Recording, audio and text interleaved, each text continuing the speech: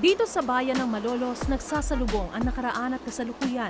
Maraming kalsada sa bayan ang nilamon na ng modernisasyon, pero may ilang makasaysayang istrukturang nakatindig pa rin, gaya ng kagawaran ng digma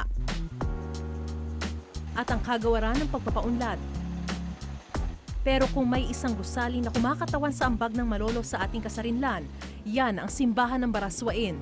Dito nabuo ang Republika ng Malolos na nagpatibay at nagpatunay ng kalayaan ng Pilipinas noong 1898. Pero alam niyo ba kung bakit dito sa Malolos napili ni Emilio Aguinaldo na itayo ang Republika? Mayroon pa itong magandang acoustic, so magkakarinigang mabuti ang mga dadalo sa Kongreso. Maganda kasi ang Malolos noon kasi madali itong mapuntahan. Dahil meron na tayong railway station noon, yung ferrocarril. Ang mga kwentong yan matutuklasan sa loob mismo ng simbahan kung saan naroon din ang museo ng Republika ng 1899. Dito hindi boring ang history lessons. May interactive light and sound presentation at touchscreen kiosks. Kaya naman itinuring itong kauna-unahang modernong museo sa Pilipinas. Actually, very helpful.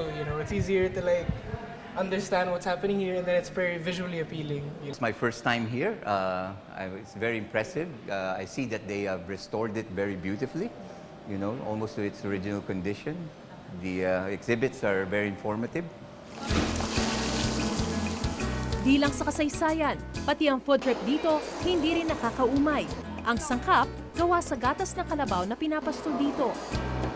Gaya na lang nitong tinapain kesong puti pasta at ang Bulakenyo version ng halo-halo, itong pastillas con hielo.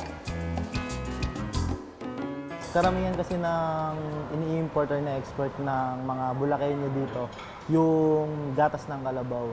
Kaya naisipan namin na maggawa ng isang dessert na puro yun yung ingredients. But wait, there's more! Dahil exciting pati ang kanilang gawang sining. Si Diana kakaibang materyales para sa kanyang obra. Maniniwala ba kayong ang mga obrang ito gawa sa mga patapong bagay?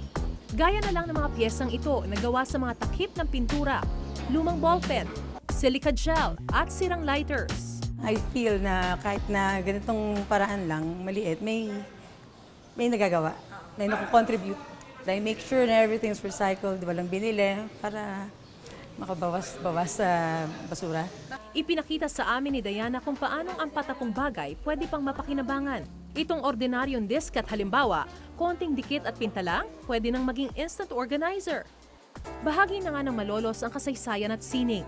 Dalawang bagay na di raw kailanman mawawala, magdaan man ang mahabang panahon ng pagbabago at modernisasyon. Kailangang malaman ng ating mga susunod na henerasyon, lalo na mga kabataan, ang kahalagahan ng ating kasaysayan sapagkat dito nila mararamdaman ang pagkakaroon ng pagmamalaki bilang isang Pilipino. Ako si Mariz Umali at ito ang aking assignment.